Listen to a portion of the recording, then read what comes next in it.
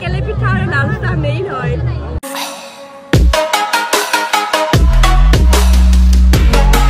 Hello' everyone, আজি আমি চাব আহিছোঁ ইতিহাস থিয়েটাৰ। তো আহিয়ে ইয়াতে আমি বহিছোঁ, বাকী গোটেইখিনি আপোনালোকক দেখাইছোঁ। তো এয়া আমাৰ লগত আহিছে, এইফালে মানুহ আছে আৰু এইফালে মানুহ আছে। থিয়েটাৰত সঁচাকৈ বহুত বেছি ভাল লগা গাইছ। তো বলক এতিয়া আমি ভিডিঅ'টো আৰম্ভ কৰোঁ। গাইছ সেইবাবতে চাবলৈ আহিছিলোঁ আৰু আমাৰ কাৰণে টেকেলি পিঠা আৰু লাল চাহ মেইন হয়। আপোনালোকে খাব। থিয়েটাৰ চাবলৈ সোমোৱাৰ আগতে চাহ তাহ পূৰা খাই লৈছোঁ আৰু অকণমান ঘূৰি লৈছোঁ, যিহেতু আৰম্ভ হ'বলৈ সময় আছিল আৰু বাকী, কাৰণ আজি আছিল থিয়েটাৰৰ প্ৰথমটো দিন। আৰু ইমান টাইম ৰখাৰ পিছত এতিয়া আমি থিয়েটাৰ চাবলৈ গৈ আছোঁ। আৰু নাটকখনত আছে মেইন হিৰ' যতীন বৰা দা। এয়া পপকৰ্ণ লৈ লৈছোঁ, খোৱা বস্তু বহুত কিবা কিবি লৈ গৈছোঁ।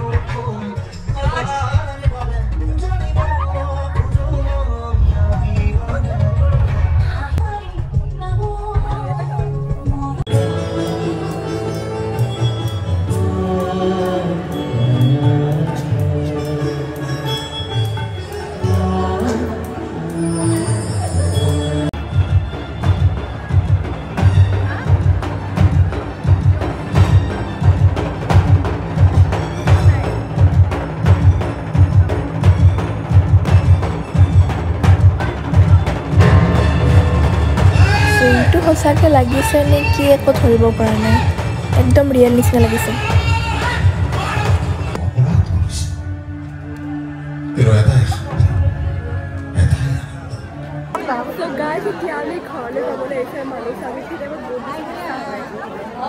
তাৰ পিছদিনা যতীন দা আমাৰ ৰিজৰ্টলৈ আহিল। যতীন দা আহিছে আজি ৰিজৰ্টত। দাদা কেনে লাগিল?